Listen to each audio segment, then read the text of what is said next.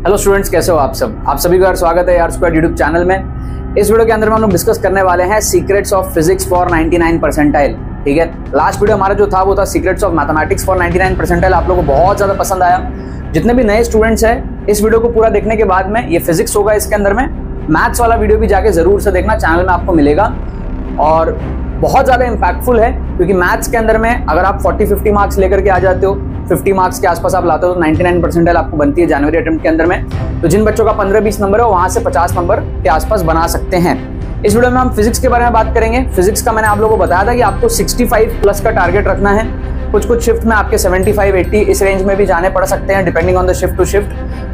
Otherwise 65 is a good score to target in physics and chemistry. बहुत सारे बच्चे क्या करते हैं 80-90 का टारगेट रखते हैं फिजिक्स में या फिर केमिस्ट्री में। That is a bit unrealistic, क्योंकि वही सारे बच्चे होते हैं जो मेजॉरिटी मैथ्स को नेग्लेक्ट करते हैं। तो instead of neglecting maths, keep a target of 15 maths, 65 in physics and chemistry. That is a safer target to achieve. बाकी आपकी इच्छा है। सो इस वीडियो में हम लोग समझेंगे कि हम फिजिक्स में कैसे नंबर बढ़ा सकते हैं। तो जुगाड़ ट्रिक्स जो होते हैं ना, वो मैथ्स में बहुत ज्यादा लगते हैं। आपने देखा जो हमारे ऑप्शन एलिमिनेशन ट्रिक्स और जो इंटेलिजेंट गेसिंग ट्रिक्स होते हैं, ये सारी चीजें जो हैं और जुगाड़ ट्रिक्स भी, ये सब फिजिक्स में लगती हैं बहुत अच्छे तरीके से। और फिजिक्स में आपको पूरा पेपर ही अटेम्प्ट करना चाहिए मेरे अकॉर्डिंग, क्योंकि अगर आप 10-12 क्वेश्चन सॉल्व कर पा रहे हो तो आप बचे हुए क्वेश्चंस में बहुत अच्छे एक्यूरेसी से तुक्का मार सकते हो। फिजिक्स में आपकी जो एक्यूरेसी है, तुक्का एक्यूरेसी जिसकी मैं बात करता हूँ, वो 60 to 70% आराम से आप अचीव कर सकते हो। मैं आपको इस वीडियो के अंदर में दिखाऊंगा।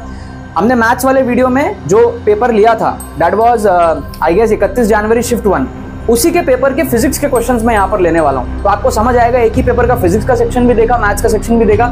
और अगर आपकी डिमांड रहेगी इस वीडियो पे, बहुत ज्यादा लाइक्स रहेंगे, कमेंट्स रहेंगे, तो मैं केमिस्ट्री का भी वीडियो बना दूंगा सेम शिफ्ट को लेकर के, उसके क्वेश्चंस लेकर। राइट, सो हमारा जो टारगेट है वो कितना है, हमें नंबर बढ़ाने हैं 20 नंबर के आसपास लेट से। तो मेजॉरिटी बच्चे क्या होते हैं फिजिक्स के अंदर में 10 to 12 questions they can solve. Right, they can solve 10 to 12 questions. Majority बच्चों का ये हाल होता है। ठीक है, एवरेज स्टूडेंट्स की मैं बात कर रहा हूँ। So this is somewhere around 40 to 48 marks.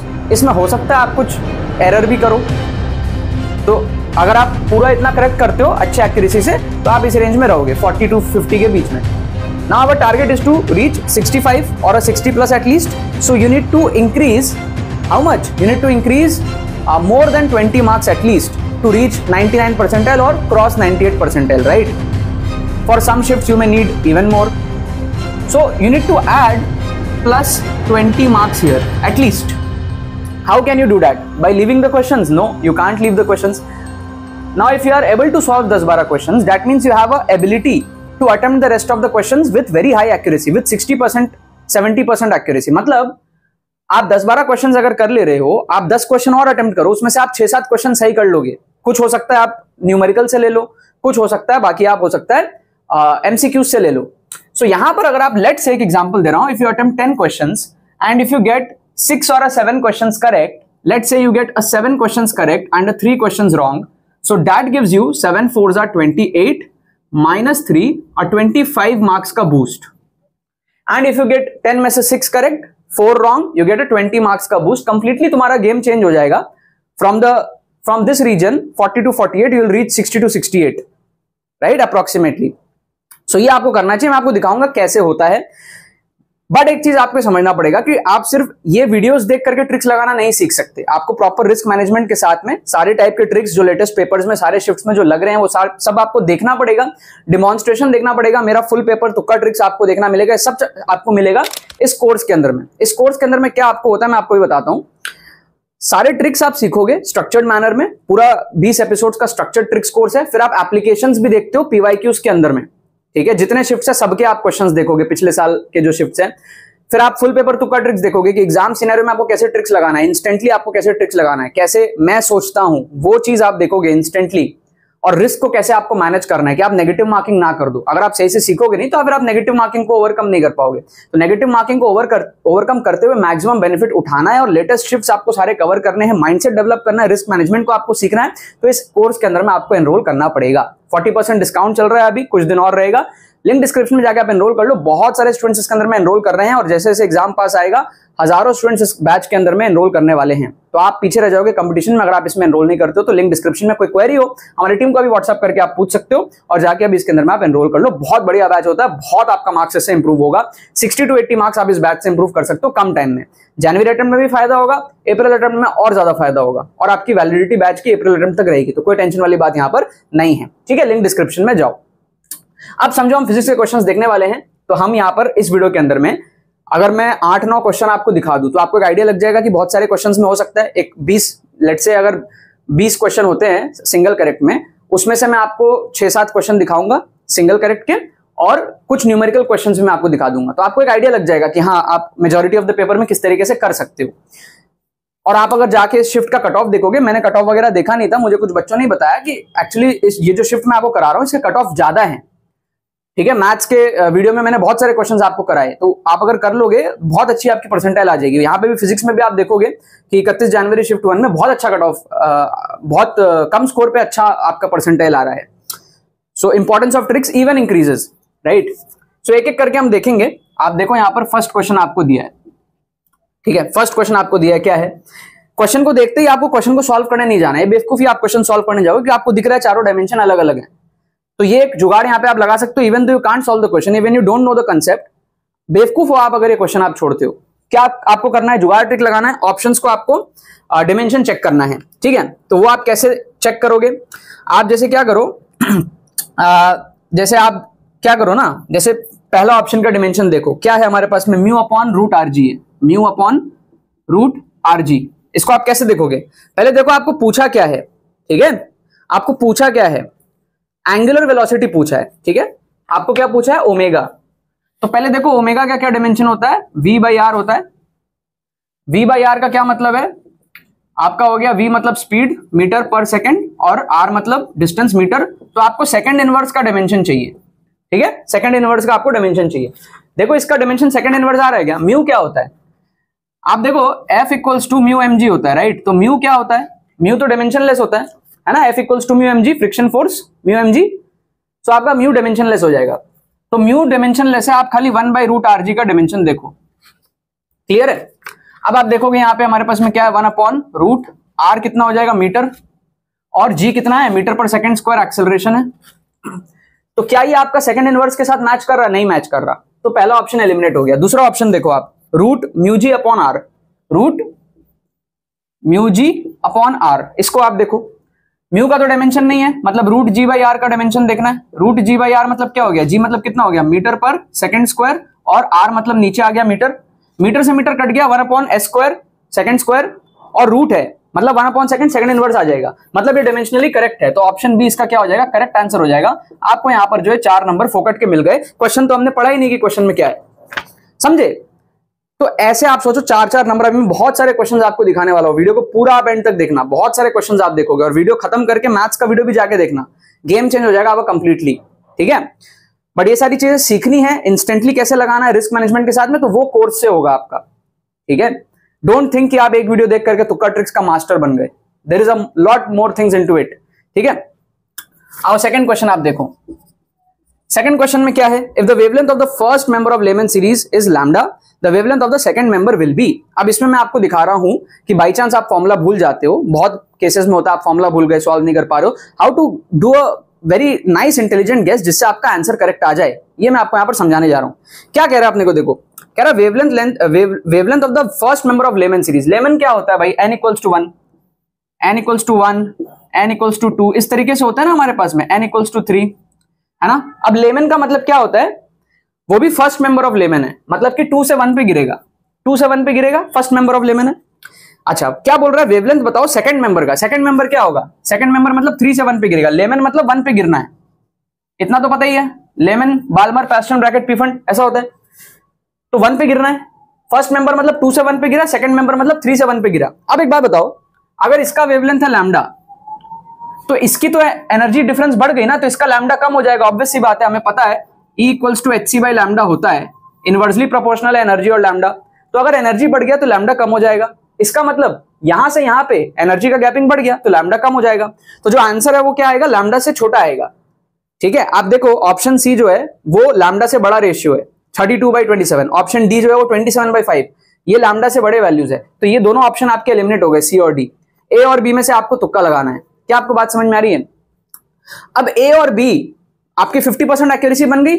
आप बोंधू अगर आप ऐसे क्वेश्चन छोड़ दो तो नहीं आता, तो भी तो आप बिना फॉर्मूला के आप सॉल्व कर रहे हो ना, फील करके डायग्राम से उड़ा दे रहे हो, थोड़ा फिजिक्स को महसूस करो, राइट। अब देखो लैम्डा कम तो होगा, बट क्या बहुत ज्यादा कम होगा? बहुत ज्यादा कम नहीं होगा ना, क्योंकि एक ही तो मेंबर शिफ्ट हुआ है। अगर कहता 5 से आ रहा है, 4 से आ रहा है, ठीक है, तब थोड़ा सा गैपिंग ज्यादा होता, मतलब एनर्जी बढ़ा तो है बट बहुत ज्यादा भी नहीं बढ़ा है। तो हम एक प्रेडिक्टेड गेस यहां पे कर सकते हैं ऑप्शन बी का, ठीक है। ऑप्शन ए में जो लैम्डा है वो बहुत ज्यादा कम हो गया, वो 0.2 लैम्डा के आसपास आ रहा है। वो कब होता? जब एनर्जी बहुत ज्यादा बढ़ जाता। तो बेटर ऑप्शन क्या है तुक्का मारने के लिए? Option B. तो आप क्या करो, यहां पर ऑप्शन बी को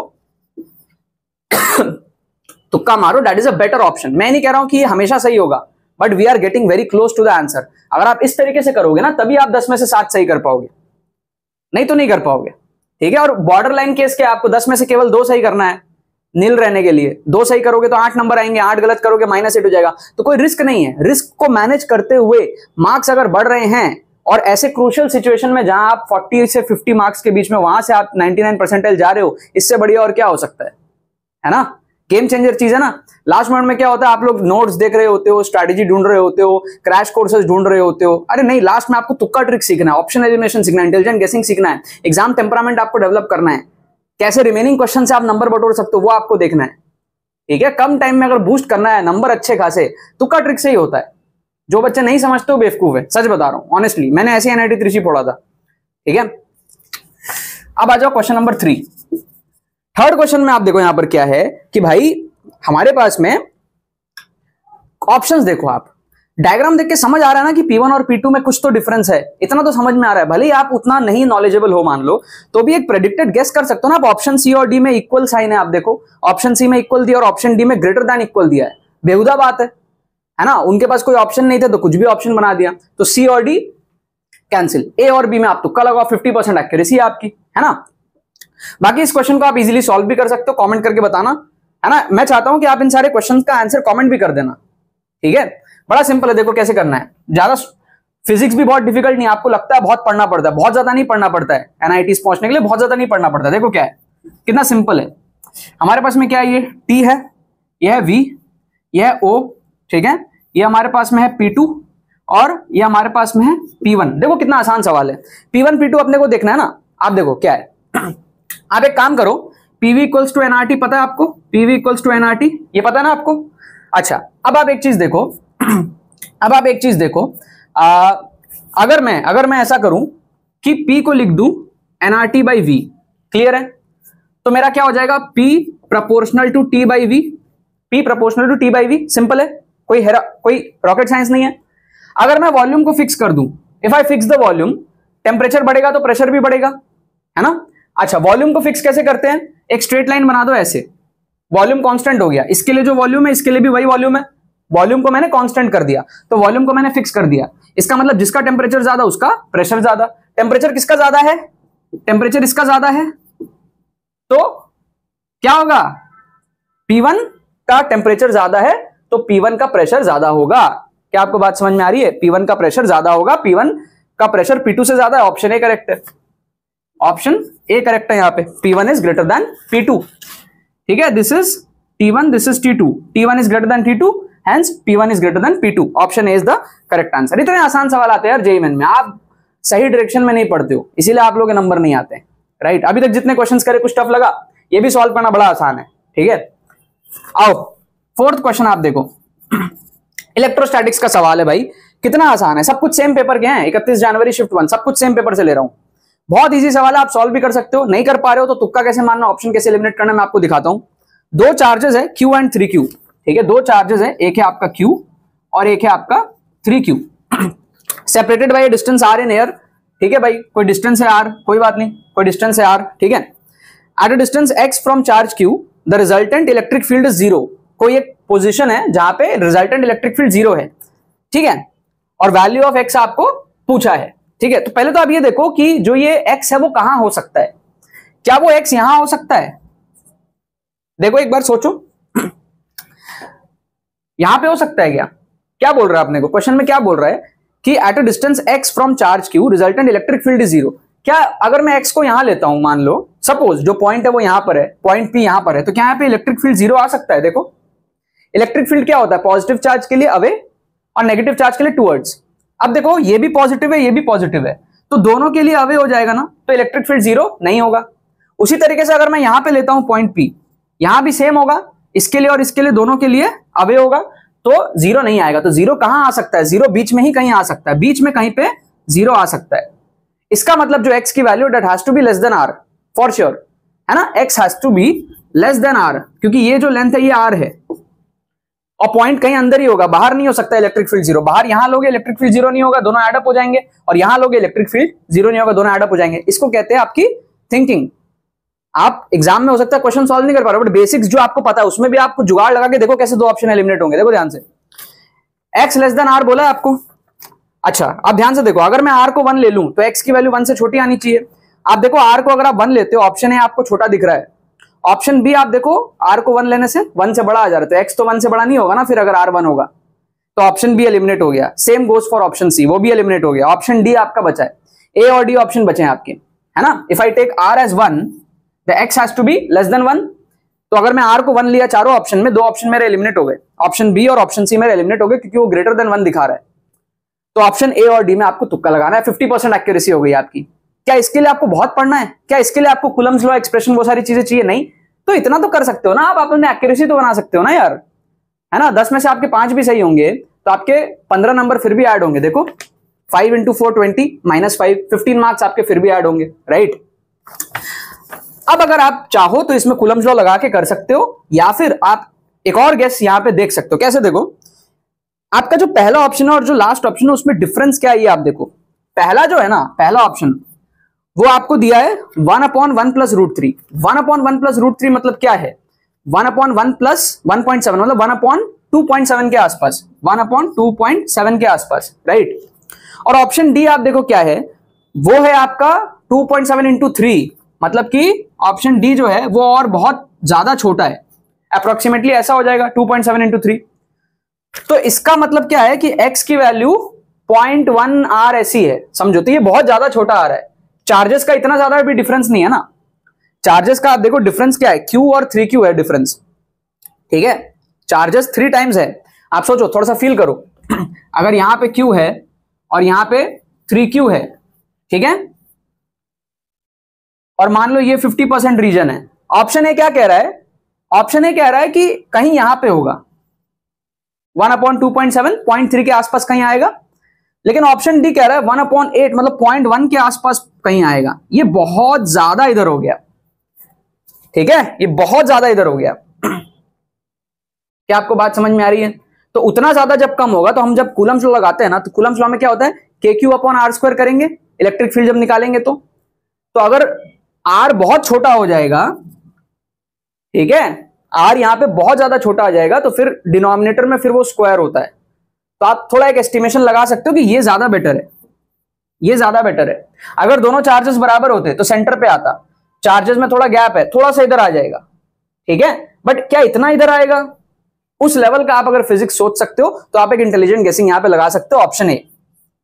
नहीं सोच पा रहे हो, कोई बात नहीं, 50-50 एक्यूरेसी है, मार दो कुछ भी, right, at least better than a random guess, ठीक है। सो यहां पर हमने 4 नंबर बटोर लिया था क्वेश्चन 2 में, यहां पर भी हमने 50-50 एक्यूरेसी थी, सॉल्व करना भी आसान ही था, ठीक है। So there was a 50% accuracy यहां पे, और यहां पे भी 50% एक्यूरेसी मैं मान लेता हूं।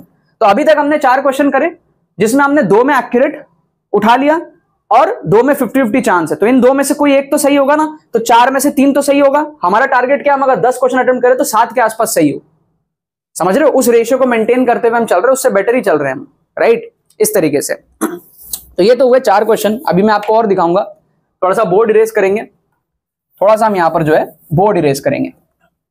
वीडियो को लाइक करो, शेयर करो, कमेंट करो कैसा लग रहा है आपको वीडियो, अपनी क्रश के साथ शेयर करो, उसका भी एग्जाम क्रैक होगा आपके साथ साथ, तब तो सेम कॉलेज में पहुंचोगे ना, राइट। आओ, बहुत सारे क्वेश्चंस देखेंगे। क्वेश्चन नंबर 5 आप देखो यहां पर, क्वेश्चन नंबर 5। अब इस क्वेश्चन को क्या बहुत सारे बच्चे देख के घबरा जाएंगे, क्या सोचेंगे, भाई यहाँ पे तो भैया मैग्नेटिक फोर्स, ये वो क्या क्या चीजें हैं, सॉल्व वॉल्व करनी पड़ेगी, आप बोंदू हो, आप छोड़ रहे हो अगर क्वेश्चन तो आप बोंदू हो, क्योंकि आप देखो, अगर आप ध्यान से देखोगे ना, आप अगर ध्यान से देखोगे, आपको दो ऑप्शन नेगेटिव में दिया, दो ऑप्शन पॉजिटिव में दिया है ना, दो ऑप्शन आपको दिया है प्लस जे में और दो ऑप्शन दिया माइनस जे में। एटलीस्ट आप डायरेक्शन तो देख लो, कैलकुलेट अगर नहीं कर पा रहे हो कोई बात नहीं, डायरेक्शन देखना कितना आसान है, देखो कितना आसान है। क्या कह रहा है, a rigid wire consists of a semicircular portion of radius r and two straight sections. Wire is partially immersed in a perpendicular magnetic field B equals to B naught K as shown in the figure, ठीक है, और magnetic force on the wire पूछा है अपने को, ठीक है। तो आप देखो क्या है, मैग्नेटिक फील्ड लाइंस बाहर की तरफ है, के के तरफ है, ठीक है, इस तरीके से मैग्नेटिक फील्ड लाइंस है, राइट, इस तरीके से हमारी क्या है, मैग्नेटिक फील्ड लाइंस है। कोई दिक्कत इसमें, कोई दिक्कत नहीं है ना, इसमें तो कोई दिक्कत नहीं है, राइट। और वायर कैसा है, वायर ऐसा है, ठीक है। करंट कैसे पास हो रहा है, ऐसे करंट पास हो रहा है, ठीक है ना। हमारे पास में क्या है, इस तरीके से एक्सेस है, ये एक्स है, ये वाई है और जेड आपके तरफ है, के आपके तरफ है, राइट, के आपके तरफ है।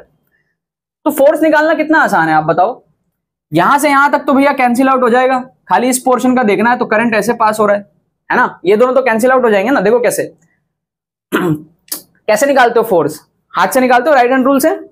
तो L क्रॉस B इधर आ रहा है फोर्स, तो इतना से इतना पोर्शन का फोर्स आएगा इधर, और इसके लिए क्या आएगा, L क्रॉस B इस तरफ आएगा, है ना, राइट हैंड रूल से L क्रॉस B इस तरफ आएगा, तो फोर्स इस तरफ आएगा, तो ये दोनों तो कैंसिल हो गए, खाली इस पोर्शन का देखो आप, है ना, करंट का डायरेक्शन उस तरफ है, तो L क्रॉस B आपके तरफ Z है ना, आपके तरफ मैग्नेटिक फील्ड लाइंस है, ठीक है।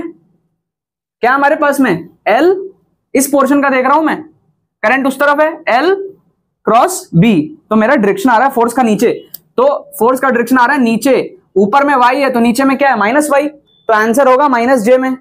तो प्लस J वाले ऑप्शन एलिमिनेट हो गए, बाकी दो में आप तुक्का लगा लो, A और C में से आप तुक्का लगा लो। बाकी ऐसे केसेस में आप देखो, जब दो ऑप्शन में 2 दिया है और दो ऑप्शन में 2 नहीं दिया है, तो एक स्पेसिफिक दिमाग में आता है ना कि भाई 2 क्यों दिया है, 3 क्यों नहीं दिया, 5 क्यों नहीं दिया, 2 ही क्यों दिया, और वो भी दो ऑप्शन में 2 क्यों दिया, कहीं ना कहीं चांसेस थोड़े से बढ़ जाते हैं 2 होने के।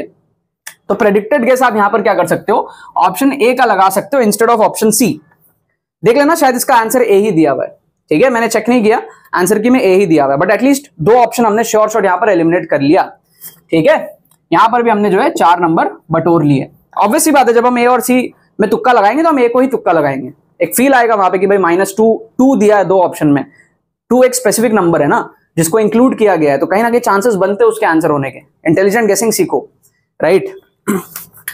आओ क्वेश्चन नंबर 6 आप देखो, मजा आ जाएगा आपको इस क्वेश्चन में तुक्का लगा के, सब कुछ सेम क्वेश्चन, सेम पेपर का क्वेश्चन है।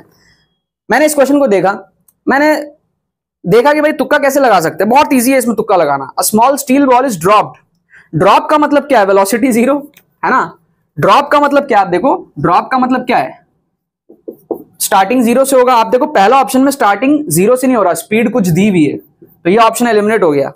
बाकी 3 ऑप्शन में स्पीड 0 से स्टार्ट हो रहा है, राइट। और फिर आपको बोल रहा है लॉन्ग सिलेंडर है, लॉन्ग सिलेंडर है, कहीं लंबा है, बहुत लंबा है, ठीक है। Which of the following is the correct representation, तो रुकेगा क्यों, फिर चलता ही जाएगा ना, स्टॉप क्यों होगा, अगर लॉन्ग है तो स्टॉप क्यों होगा।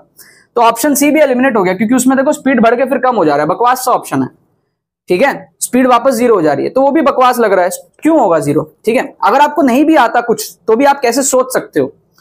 फिर ऑप्शन बी और ऑप्शन डी बचा, दोनों में क्या हो रहा है, स्पीड बढ़ रहा है, लेकिन ऑप्शन बी में स्पीड जो है वो लीनियरली बढ़ रहा है, मतलब एक्सेलरेशन कांस्टेंट है, और ऑप्शन डी में जो है कुछ एक्सेलरेशन का चेंजेस आ रहा है।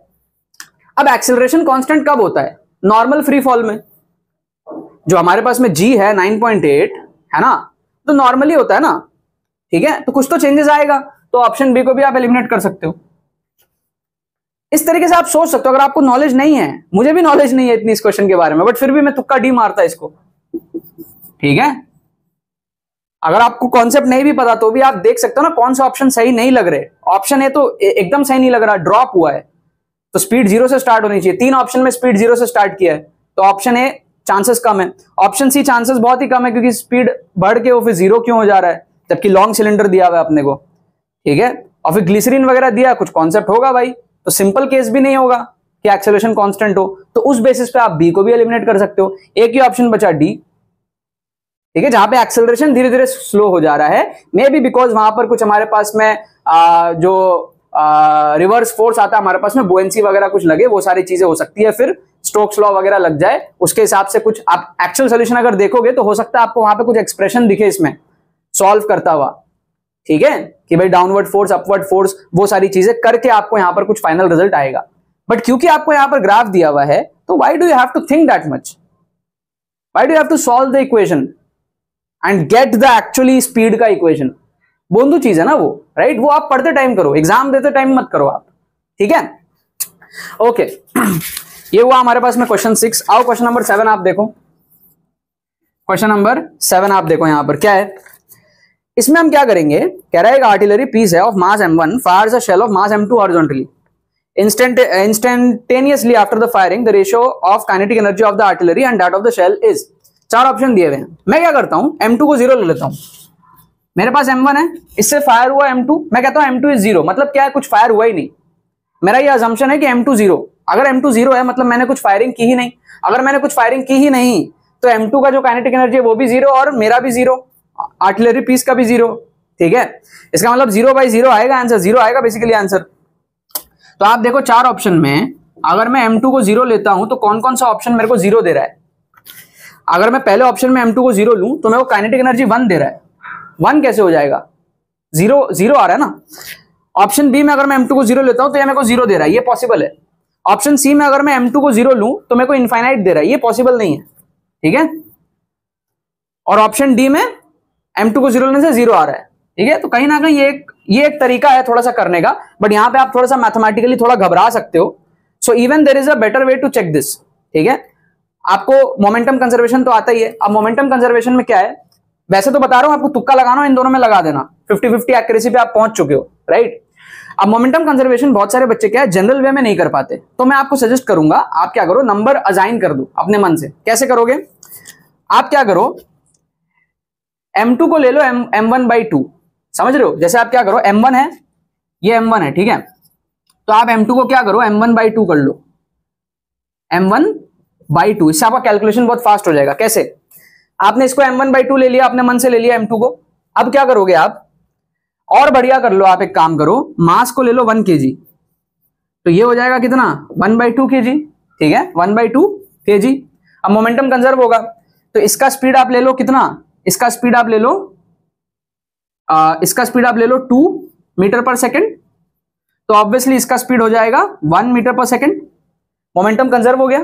अब आप काइनेटिक एनर्जी निकाल लो, काइनेटिक एनर्जी का रेशियो तो आपको पूछा था, किसका ratio of kinetic energy of artillery and that of the shell, ठीक है। तो पहले आर्टिलरी का निकालो आप, हाफ mv² करो, तो half into mass 1 into v² is 1, तो हाफ आएगा आपका। यहां पर आप करो half mv², half into mass into v² to do the 4, तो आप देख सकते हो कि भाई यहां पे आया है काइनेटिक एनर्जी 1 और यहां पे आया काइनेटिक एनर्जी हाफ, तो काइनेटिक एनर्जी का रेशियो कितना आएगा, हाफ आएगा। अब आप क्या करो, सेम चीजों को ऑप्शन में पुट करो, ऑप्शन बी और डी में पुट करके देखो। ऑप्शन बी में अगर आप पुट करोगे, ऑप्शन बी में अगर आप पुट करोगे, ठीक है, m2 को आपने कितना लिया है, हाफ लिया है ना, so m2 is, option B check कर रहा हूं मैं, ठीक है, option B, m2 is half upon m1 plus m2, m1 plus m2 कितना हो जाएगा, हाफ प्लस 1, ठीक है, हाफ प्लस 1, तो हाफ प्लस 1 कितना हो जाएगा हमारे पास में 3/2, तो कितना आ गया 1/3 आ गया, ये एलिमिनेट हो गया option B. Option D correct होगा, ऑप्शन डी को आप तुक्का लगा लो।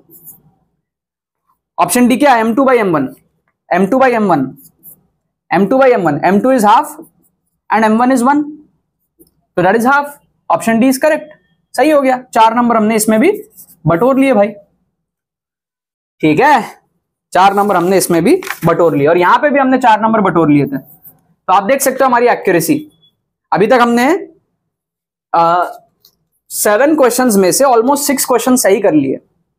2 क्वेश्चन में 50-50 था, तो उनमें से कोई एक सही होगा प्रोबेबिलिटी के हिसाब से, और बाकी 5 क्वेश्चन हमने एक्यूरेट आंसर निकाल लिया।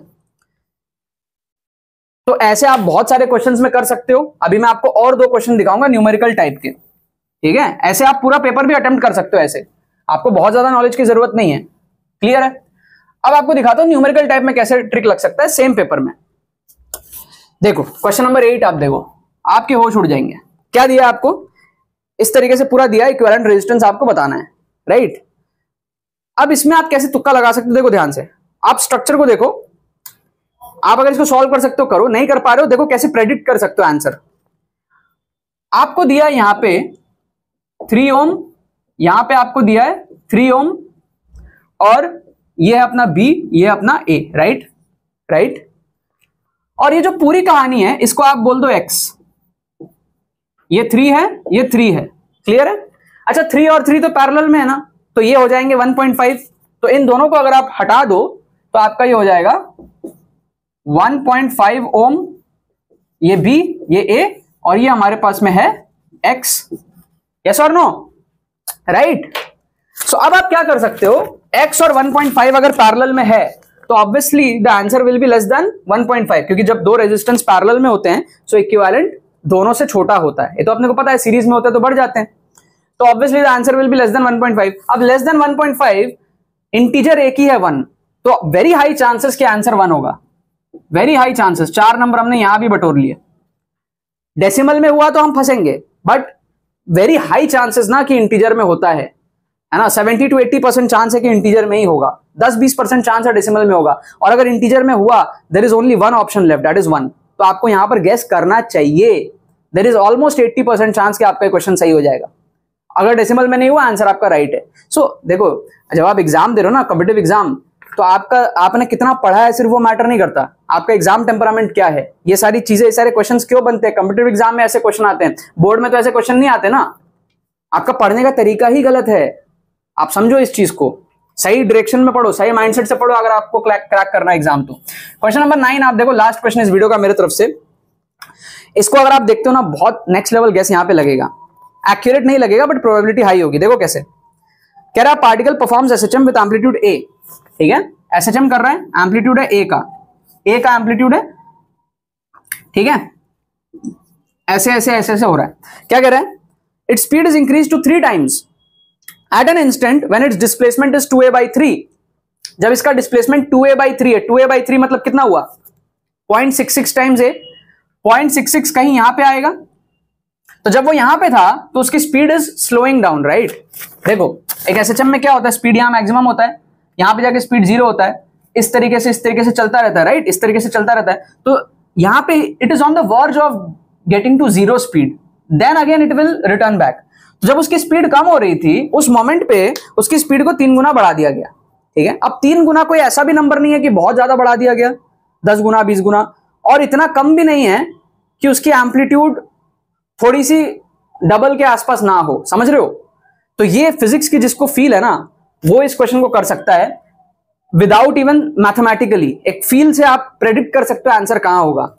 आपको दिया है 2a/3, 2a/3 पे ऐसा हुआ है, और आपको बोल रहा है na/3, n की वैल्यू आपको बतानी है, न्यू एम्पलीट्यूड बेसिकली आपको बताना है, ठीक है। अब कैसे आप गेस कर सकते हो, देखो यहां पर स्पीड को 3 टाइम्स किया, तो आप एक फील करो, एसएचएम को इमेजिन करो, और उस पोजीशन पे थोड़ा बहुत भी अगर आपको एसएचएम का फील है, स्पीड को 3 टाइम्स किया है, तो उसके वजह से क्या हो सकता है, जो एम्पलीट्यूड है that will reach somewhere between 2 to 3, double हो सकता है एम्पलीट्यूड और ट्रिपल हो सकता है, बहुत ज्यादा भी नहीं होगा, ऐसा नहीं कि 4 गुना 5 गुना 10 गुना हो जाए, और बहुत कम भी नहीं होगा कि एम्पलीट्यूड है तो 1.5 एम्पलीट्यूड ही हुआ, इतना कम भी नहीं होगा, ये महसूस किया जा सकता है, ठीक है। सो आई कुड महसूस दिस कि भाई इसका जो नया एम्पलीट्यूड है दैट विल बिकम 2a से 3a के बीच में कहीं इस रेंज में होएगा, ये मेरे को फील आ गया। अब मैंने देखा कि अगर na/3 इस रेंज में होगा तो n की वैल्यू क्या पॉसिबल है, n की वैल्यू 6 पॉसिबल है, 6a/3 इज 2, 7, 8 एंड 9 पॉसिबल है, 9a/3 इज 3a, है ना। अब मैंने क्या देखा कि भाई 6 और 9 पॉसिबल ही नहीं है, क्यों, क्योंकि अगर 6 और 9 पॉसिबल होता तो इस फॉर्मेट में नहीं दिया होता, डायरेक्ट na दे दिया होता ना, इतना कॉम्प्लेक्स क्यों करता, जो जिस भी टीचर ने क्वेश्चन बनाया वो na/3 क्यों देता, अगर 6 और 9 3 के मल्टीपल ऑलरेडी हैं, तो वो 6 से अगर आंसर होता तो सीधा वो na दे देता, n की वैल्यू 6 आ जाती, इस फॉर्मेट में दिया है मतलब इन दोनों में से है। 9 अगर होता तो 9a मतलब सीधा 9a दे देता ना, समझ रहे हो, अगर इसमें 9 होता, समझो आप बात को कि भाई अगर इसका आंसर 6 है, लेट्स से सपोज, क्या कह रहा हूं मैं, अगर इसका आंसर 6 है तो 6a/3 ना देके मैं कह रहा हूं सीधा 2a दे देता, n की वैल्यू 2 हो जाए, मैं थोड़ा सा उल्टा बोल दिया, बट आप समझ पा रहे हो कि अगर 6a/3 होता आंसर तो वो इस फॉर्मेट में ना देके 2a के फॉर्मेट में दे देता, na के फॉर्मेट में दे देता, आंसर n आ जाता 2। या फिर अगर 9a/3 आंसर होता तो वो इस फॉर्मेट में ना दे करके 3a दे देता और na दे देता, n की वैल्यू आ जाती 3 इन दैट केस। इतना कॉम्प्लेक्स नहीं करता। इसका मतलब कॉम्प्लेक्स किया है तो 7 और 8 होने के चांसेस है, 3 के मल्टीपल ना होने के चांसेस है, तभी इस फॉर्मेट में आंसर है। Now you can do a guess between these two. इससे ज्यादा बड़ा होने के चांसेस बहुत कम है। 10 अगर हो जाएगा तो फिर 3 एम्पलीट्यूड से भी बड़ा हो जाएगा, उतना बड़ा के चांसेस के फील नहीं आ रहे। तो आप यहां पर एक गेस कर सकते हो। 50-50 चांसेस वैसे तो है, बट फिर भी मैं 40% ही मान लेता हूं, ठीक है। एटलीस्ट 40% चांस है कि आपका आंसर सही हो जाएगा, रिस्क आपका मैनेज्ड है। तो आपको यहां पर गेस करना चाहिए। इसका आंसर दिया है 7a/3 सॉल्व करके आएगा, राइट। यहां पर भी देखो पूरे 4 नंबर अपने को आए, यहां पर भी ऑलमोस्ट आ सकते हैं, ठीक है। तो अगर एक गलत भी हो जाए एक सही भी हो जाए तो 3 नंबर तो बढ़ा ना आपका यहाँ पे। तो आप देखो ओवरऑल हमने 9 क्वेश्चन करे, उसमें से हमने 7 क्वेश्चन श्योर शॉर्ट सही करे approximately. If you do by this you are gaining more than 25 marks. क्या आपको बात समझ में आ रही है? यस और नो? और अगर आपको कुछ नहीं आता तो आप पूरा पेपर भी इस तरीके से अटेम्प्ट कर सकते हो और अच्छे खासा नंबर ला सकते हो। You will stand more than 90 percentile आप ला सकते हो आराम से, कट ऑफ वगैरह आप क्लियर कर सकते हो। ये हमारा एक्सक्लूसिव ट्रिक्स कोर्स है, इसमें जाके जरूर से एनरोल करो, क्योंकि ट्रिक्स आपको जब तक आप सारे शिफ्ट्स में नहीं देखोगे, आप रिस्क मैनेजमेंट नहीं सीखोगे, फुल पेपर डिमॉन्स्ट्रेशन नहीं देखोगे, तुक्का ट्रिक्स का प्लस माइनस हर चीज मुझे पता है, मैं इस चीज का एक्सपर्ट हूं। और ये कोर्स ऐसा कोर्स पूरे इंडिया में ऑनलाइन ऑफलाइन आपको कहीं नहीं देखने को मिलेगा, तुक्का ट्रिक्स का, जो कम टाइम में आपके नंबर बढ़ा दे। तो इसके अंदर में आप एनरोल करो, आपके सारे कंप्यूटर्स एनरोल कर रहे हैं, कम टाइम में नंबर बूस्ट कर रहे हैं ऑन अ डेली बेसिस। बहुत तेजी से इसके अंदर में एडमिशंस बढ़ रही है। लिंक डिस्क्रिप्शन में दिया हुआ है, कोई भी क्वेरी हमारे आप टीम को व्हाट्सअप कर सकते हो और आज ही जाके इसके अंदर में आप एनरोलमेंट पूरा करो। ज्यादा टाइम भी नहीं देना आपको इस बैच को कंप्लीट करने के लिए। वीकली अगर आप 2-3 घंटा भी दोगे तो भी आप इस बैच को एग्जाम में से पहले आप कंप्लीट कर लोगे आराम से। लास्ट मोमेंट का बैच है, हर बच्चा इसमें एनरोल कर सकता है, चाहे टॉपर हो, चाहे एवरेज स्टूडेंट हो, चाहे बिलो एवरेज स्टूडेंट हो, सबके नंबर इसके अंदर में बढ़ते हैं। अच्छा खासा आप नंबर यहाँ पे जो है बढ़ा सकते हो रिस्क मैनेजमेंट के साथ में, कोई लॉस आपका है ही नहीं। बहुत इंपैक्टफुल बैच है, क्लियर है? चलो बाकी तो बस यही बात है। बहुत बहुत धन्यवाद मेरे साथ इस वीडियो में जुड़ने के लिए, बने रहिए यार।